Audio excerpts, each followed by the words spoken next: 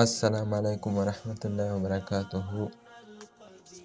د عکسونو د اپلیکیشن جوړولو دوهم درس ته بخیر راغلاست. په دې برخه کې تاسو ته د عکس د ثبتولو طریقه ښیي چې څنګه کولی شو عکس په ګالري کې ثبت کړو. نو لومړی راځو یو بټن جوړوو یا هم دا ایسته کوو. لومړی راځو یو لاینر اچ پورته ږدو، یو لاینر اچ لاندې ږدو او اوس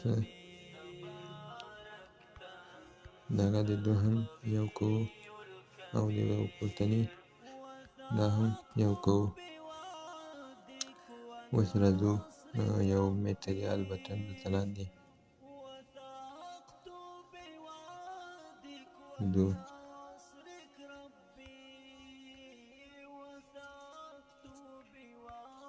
نوم ورکوو انځور ثبتول. دلته دا مې چې کله دلته جوړه کړو د شاته وځو، نو تاسو به یو پروجیکټ چې لینک به یې د ویډیو په ډسکریپشن کې وي هغه پروجیکټ به را داخل کړئ سکیچ ته.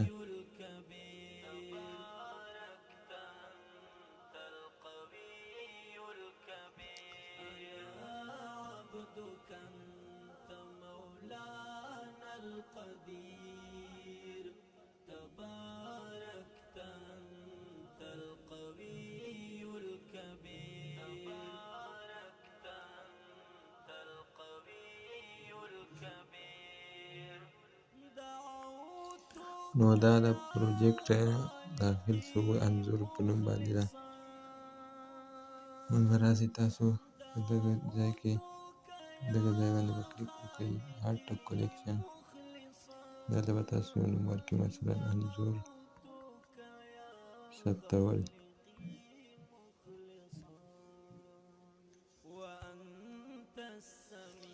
دلته به راسئ خپل د عکسونو اپلیکیشن ته،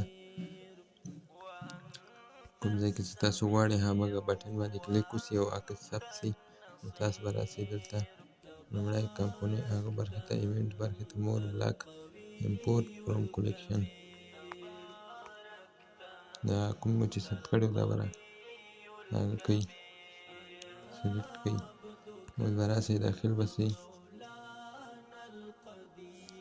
مخکې له دې چې تاسو داخل شئ تاسو باید دغه نوم ویوز اکټیویټي دا نوم باید چې تاسو کوم دغه دویم اکټیویټي ته یعنې د عکس کومه اکټیویټي چې تاسو غواړئ په کومه اکټیویټي کې عکس وي او هغه ثبت کړئ نو د هغه نوم باید زده کړئ مثلا ویوز اکټیویټي.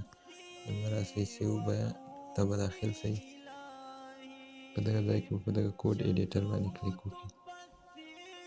کله چې مو په کوډ باندې کلیک وکړو نو تاسو به راسئ دلته دغه ویوز چې دلته لیکلی ده دلته مخکې ویو ده اوس موږ یو ایس ورکوو ځکه چې موږ ویوز په نوم دی.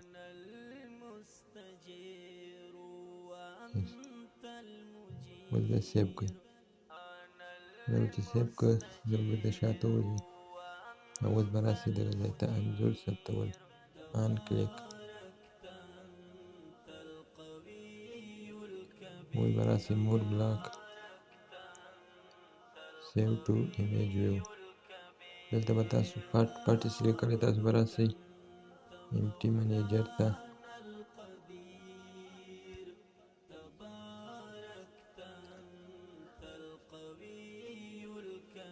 که تاسو غواړئ هر ځای کې عکس ثبت کړئ مثلا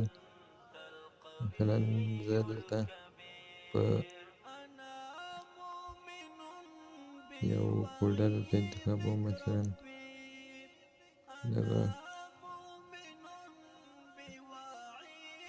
راو فولډر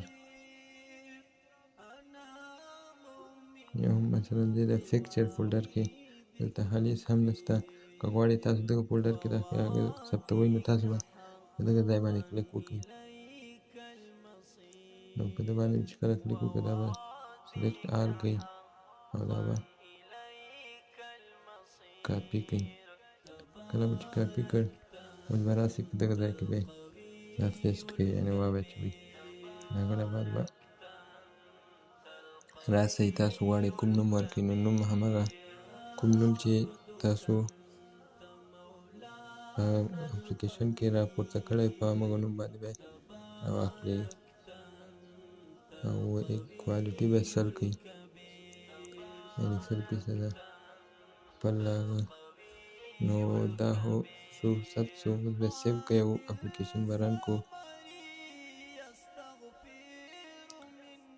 ویډیو تر څو سټاپوو نو اپلیکیشن مو نصب کړو چې خلاصوو. مثلا دغه عکس ده، نو دا انځور ثبتولو په بټن باندې چې کلیک وکړو، دلته دغه پیکچرز هغه مې ورکړی و دلته راغلی. نو فقط یو بل دوه کارونه پاتې دي، ځکه موږ دغه ته هغه نه ده ورکړی، د آخري فارمټ مو نه ده ورکړی چې کوم فارمټ کې ثبت شي، مثلا PNG کې شي یا JPG کې شي. نو اوس راځو دغه دوه طریقې عمل کوو. انځور ثبتول،